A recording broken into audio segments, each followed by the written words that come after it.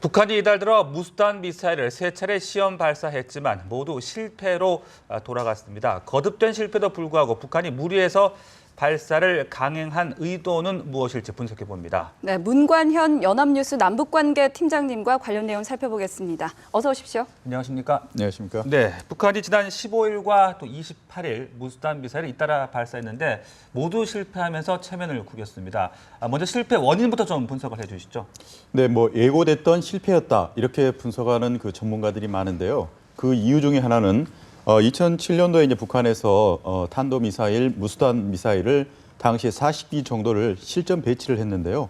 앞서서 시험 발사를 거치지 않았다는 점을 주목해야 됩니다. 네. 그렇기 때문에 그동안에는 북한 전역에 비밀리에 이 무수단 미사일이 배치가 돼 있었지만 그동안 이 미사일을 쏘아서 효력을 발휘할 수 없었다는 어떻게 보면 그 미사일로서는 이 역할을 할 수 없는 그런 상태였다는 걸 알 수가 있는데요.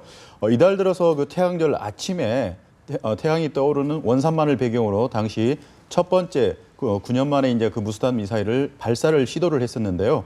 당시에는 그 발사가 되자마자 올라가면서 바로 폭발을 했습니다. 네. 그리고 나서 불과 이제 13일 만인 지난 목요일이죠. 28일 날에 또다시 발사를 시도를 했는데 이번에는 어느 정도 좀 2차 발사 때는 10초 정도 올라갔는데요. 바로 다시 땅으로 추락을 했습니다. 네네.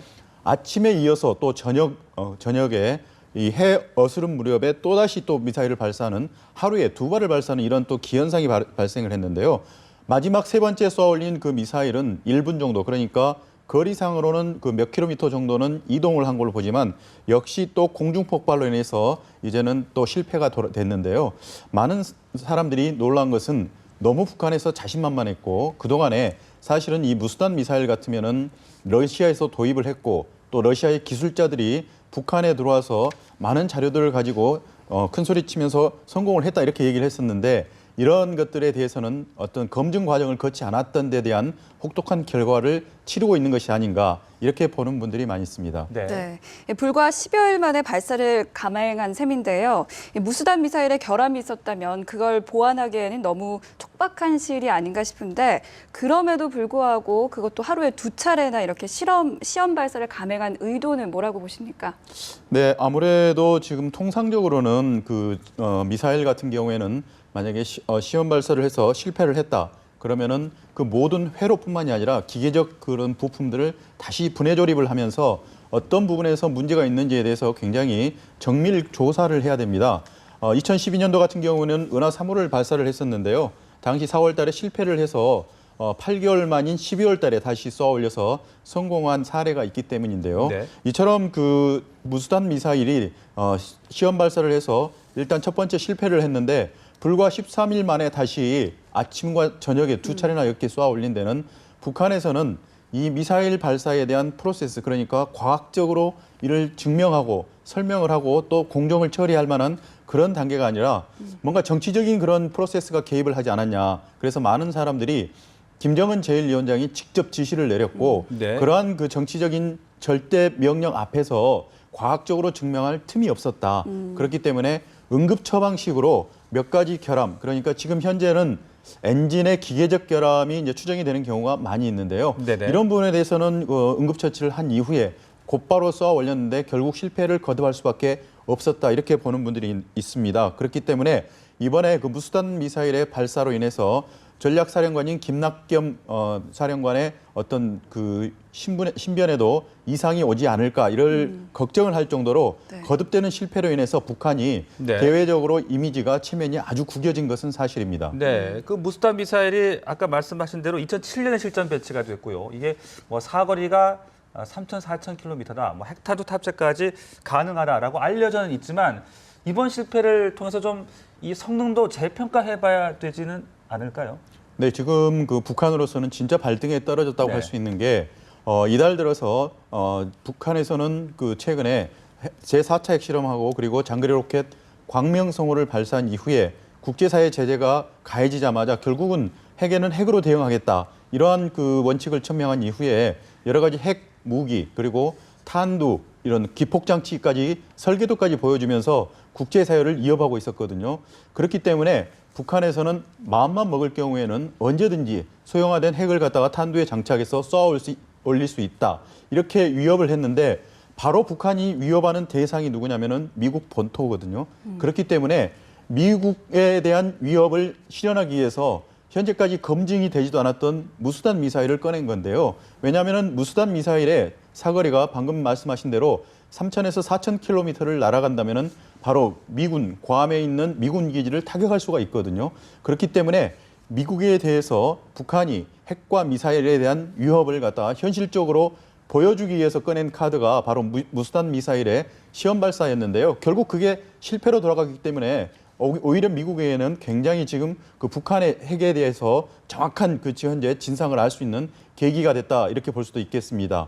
그렇기 때문에 이 무수단 미사일 말고도 대륙간 탄도 미사일인 KN-58 또는 이런 KN 또 14 같은 경우가 있는데요.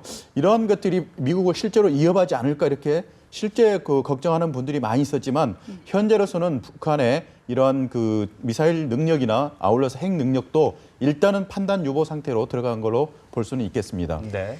네, 최근 이딴 무수단 미사일 발사와 관련해서 우리 정부의 설명도 있었는데요. 한번 들어보겠습니다. 무수단 발사를 연속적으로 하고 있는 데 대해서는 뭐 외적인 요인도 있을 것입니다. 그렇지만 당 대회를 앞두고 김정은이가 지시를 한 데 따라서 좀 단시간 내에 무리하게 재발사를 하고 있는 것으로 보입니다. 이것은 물론 당 대회에 실적이 필요한 그런 상황도 연관돼 있다라고 봅니다. 네, 당대회 실적이 필요하다고 했지만 세 차례 모두 불발에 그치지 않았습니까? 뭐 잇따른 실패를 만회하기 위한 특단의 조치가 필요해 보이는데 북한이 꺼내들 카드 어떤 걸로 생각하시고 계시나요? 네, 무수단 미사일을 세 차례나 이렇게 쏘아 올린 걸로 봐서는 만약에 기술적 결함에 대해서 결정적 단서나 결점을 찾아낸다면은 또다시 무수단 미사일을 쏘아 올릴 가능성이 높다 이렇게 볼 수는 있겠습니다.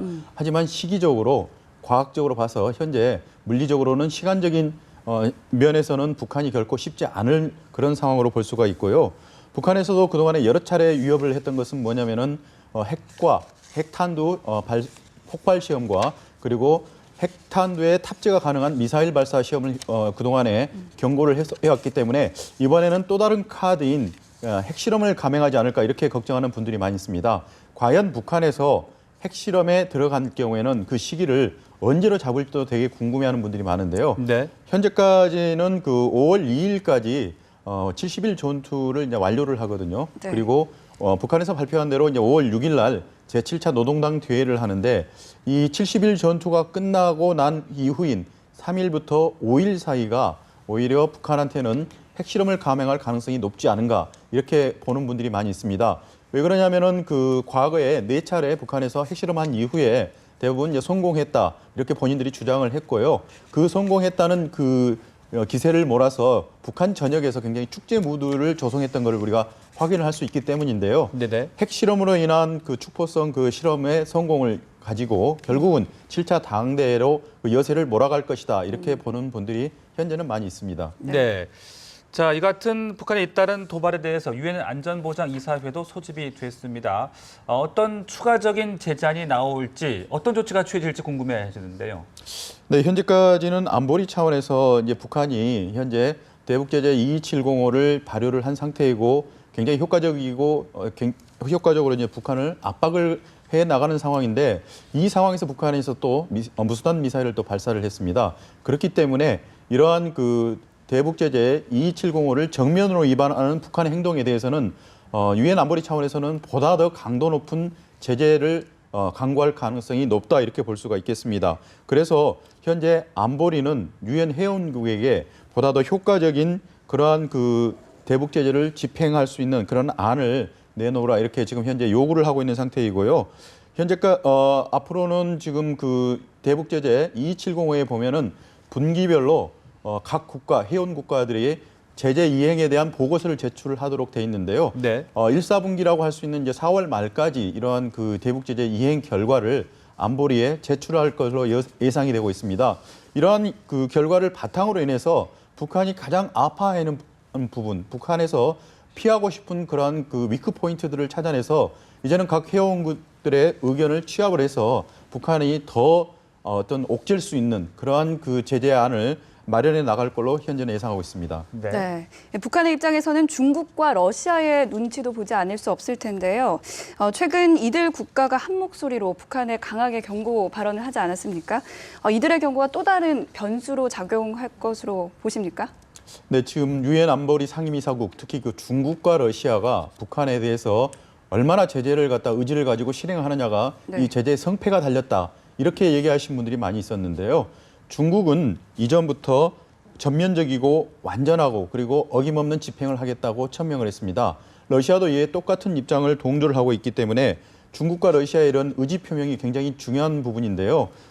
중국과 러시아의 외교장관이 어제 중국 베이징에서 만나서 외무장관 회담을 했습니다. 이 자리에서 끝난 다음에 기자회견을 통해서 중국의 왕이 외교부장 같은 경우에는 그 중국과 러시아 양국은 우리 한반도에서 가장 이웃한 나라인데 이러한 그 반도 문제에 대해서는 이러한 그 중국과 러시아의 공동이익 또는 관심사하고 분명히 관련돼 있다는 점을 지적을 했습니다. 그렇기 때문에 중국의 대한반도 삼원칙이라고 할 수 있는 한반도의 비핵화 실현 그리고 한반도 평화 안정을 수호하고 모든 것을 대화 협상을 통해서 풀어나가자는 이런 원칙을 천명을 하면서 북한의 현재 제5차 핵실험 그리고 미사일 도발들에 대해서 굉장히 강도 높게 비난을 했습니다. 네. 세르게이 라브로프 러시아 외무장관도 역시 마찬가지 입장을 발표를 했는데요. 이처럼 그 중국과 러시아가 북한에 대해서 굉장히 의지를 가지고 만약에 대북 제재에 대해서 실행에 나선다면은 그리고 지속적으로 이끌어간다면은 북한에 대한 제재는 효과는 굉장히 클 걸로 보고 있습니다. 과거에 있었던 여러 차례 유엔 차원의 안보리나 또는 그 여러 가지 제재들이 북한에 대해서 효력을 발휘하지 못했던 것은 바로 이 두 상임 이사국이 언젠가 있던 유야무야 되는 식으로 나중에는 그 제재에 대해서 의지를 많이 보이지 않았기 때문에 북한이 결국은 다시 그러한 빈틈을 파고들어서 도발을 계속 감행을 해왔던 것은 사실입니다. 그렇기 때문에 중국이나 러시아의 외교장관의 발언처럼 앞으로 굉장히 전면적인 그런 집행이 이루어진다면은 제재는 굉장히 큰 효과를 계속 발휘할 걸로 보고 있습니다. 네, 자 또 박근혜 대통령이 이란을 국빈 방문합니다. 뭐 경제적인 성과, 외교적인 성과 다 중요하겠습니다만은 이번 방문이 북한에 대해서 우회적인 압박을 가하는 것이 아니냐 이런 분석도 나오고 있더라고요. 네, 박 대통령이 이제 내일 출발을 해서 이란에서 국빈 방문을 지금 이어갈 예정입니다. 한국과 이란 같은 경우에는 이제 1962년도에 수교를 한 이후에 국빈 차원의 정상 차원에서 그 방문은 이번에 처음 이루어지는 건데요. 네. 무엇보다도 지난해 그 이란에서는 그 당시에 그 핵을 포기하는 이란 발표를 했고 이란 같은 경우에는 현재 국제사회에서 북한과 함께 핵을 도발을 하는 아주 골치 아픈 나라 중에 하나였었는데요. 지난해 이런 핵을 포기하는 선언을 한 이후에 현재 비핵화 과정을 진행 중에 있습니다. 그렇기 때문에 박근혜 대통령으로 인해서는 하산 로하니 이란 대통령을 만날 예정인데요. 네. 여러 가지 그 공식적인 비공식적인 의제를 논의하는 과정에서 북핵 문제에 대한 해법을 갖다가 자문을 구할 수도 있습니다. 그리고 이란으로부터 굉장히 그런 비핵화에 대한 의지 또는 구체적인 방법들에 대해서도 역시 답변을 얻을 가능성이 높기 때문에 이번 이란 방문이 갖는 의미는 물론 이제 경제적인 측면도 있지만 네네. 이 비핵화에 대해서 특히 북한의 핵 문제 해결에 있어서는 상당한 어떤 그 해법을 가지고 돌아올 가능성도 있다 이렇게 보고 있습니다. 네, 이제 북한 7차 당 대회가 일주일 앞으로 다가왔습니다. 당 규약에 이 핵 보유국임을 명시하는 문구가 들어갈지 이 부분에 대해서 또 관심이 쏠리고 있는데요. 이 부분은 어떻게 전망하고 계십니까? 네, 이번에 그 6일 날 개막할 북한의 제7차 노동당 대회에서는 여러 가지 관전 포인트가 있습니다. 무엇보다도 김정은 시대를 이끌어갈 새로운 젊은 피들을 수혈할 가능성이 높기 때문에 네. 세대 교체가 이루어질 가능성이 높다 이렇게 볼 수가 있는데요. 이러한 부분에 대해서는 아직 북한에서는 구체적으로 발표를 하지 않았기 때문에 현재 추정만 가능한 단계이고요. 무엇보다도 현재 그 국제 정세로 미뤄봤을 때는 북한이 이런 핵에 대한 그런 그 언급을 할 가능성이 가장 높다 이렇게 볼 수가 있겠습니다.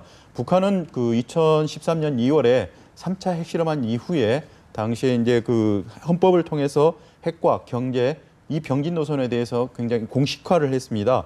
그 이후에도 핵 개발에 대한 그 야욕을 버리지 않고 계속 추진을 해왔고 현재는 제5차 핵실험을 갖다가 어떤 추진하고 있는 마지막 단계다 이렇게 볼 수가 있는데요. 그렇기 때문에 헌법에 명시된 핵 보유국의 이러한 그 욕심을 노동당 규약에도 포함을 시킴으로 인해서 핵에 대한 그런 그 명문화를 시도할 가능성이 높다 이렇게 볼 수가 있겠습니다. 그렇기 때문에 현재 그 북한이 이번 그 당 대회를 앞두고 5차 핵실험을 감행할 가능성도 그런 차원에서는 좀 높아지고 있다 이렇게 보는 전문가들이 많이 있습니다. 네, 지금까지 북한 관련 이슈 문관현 연합뉴스 남북관계팀장과 함께 말씀 나눴습니다. 고맙습니다. 고맙습니다.